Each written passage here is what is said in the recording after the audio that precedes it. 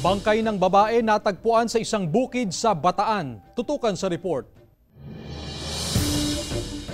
Patay na nang matagpuan sa bukid ang isang babae sa Barangay Kamaya, Mariveles, Bataan. Sa investigasyon ng pulisya, nakitang nakahandusay sa bukid ang biktima na ilang araw nang nawawala. May naamoy siya. So yun ang nag-trigger na pinuntahan nila yung lugar at na-discover yung bangkay. Wala lang siyang saplot. Nakilala ang biktimang si Valerie San Pedro, 22 anyos. Huling nakita ang biktima noong August 19 at nasa state of decomposition na ang katawan nito nang matagpuan. Lubos ang paghihinagpis ng pamilya ng biktima sa pangyayari.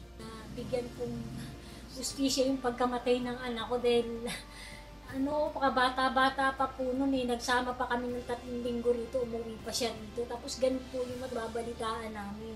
Liblib at bundok ang lugar na pinangyarihan ng insidente at wala ring makuhanan ng CCTV footage ang pulisya. Pero may persons of interest na raw ang otoridad. Batay sa nakausap nilang mga saksi, hinihintay pa ng pulisya ang resulta ng autopsy ng biktima. Jeric Pasiliao, 1 North Central Luzon.